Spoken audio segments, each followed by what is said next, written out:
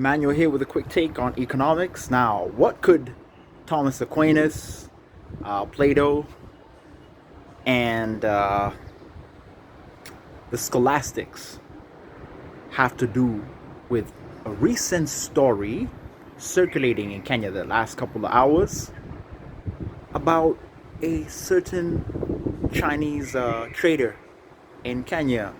I believe the name of the store is China Square. Now, some of the themes around the story that I've seen is the legitimacy, right? The legitimacy of services offered by merchants. Another theme is the death of industry, and the death of industry being blamed in some corners by the rise in retail, right? Or in some way that there seems to be an argument being put forward that there is a trade-off that Kenyan policymakers have made, right? Now, to begin with, you can see a suspicion of merchants, right? And this enduring question, do merchants actually add value to the goods and the goods and services they provide, right? Like, what is the value of retail trade? What's interesting to note here is that it's not a new question. It's not a question that emerged recently. It's not a question that is geographically locked in to Kenya, right? That is very particular to, say, one corner of the world. But this is a question that has been repeated throughout history. It is a question that has been asked in many different places, right?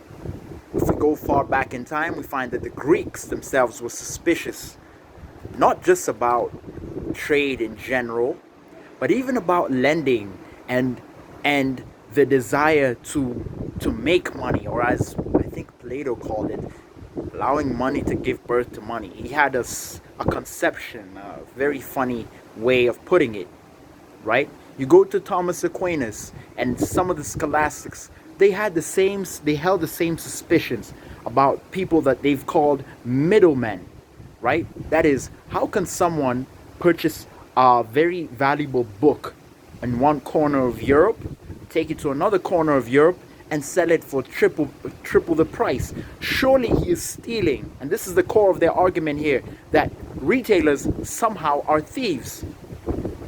I hope the wind does not interfere too much with our sound. We shall see. But the rebuttal to this argument is that merchants do add value, right? There is an economic cost to organizing for these goods to be moved from one area to another and to be availed in a specific marketplace that is more convenient for the buyers, right? The middleman is not a thief, as he is often perceived to be. So on this note, Thomas Aquinas was wrong. Many of the scholastics were wrong.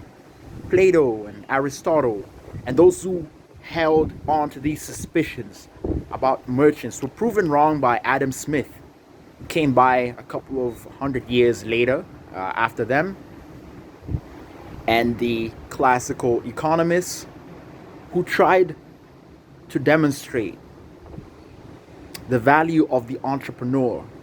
Now, of course, some credit should be given to those scholars, even some of the scholastics and those who followed them, who took a different opinion and stated, right, that entrepreneurship, that retailers are also entrepreneurs, right? There is a cost to going out there, trying to discover a product that could be of value to people in the market elsewhere, and organizing for it to be transported there. Now, finally, on the question of killing industry, right? The conflation of retail and industry. Well, it doesn't have to be necessarily the case that retail killed industry, right? And this is a question that should be probed further than um, the uproar that we see every when this kind of a story pops up, right?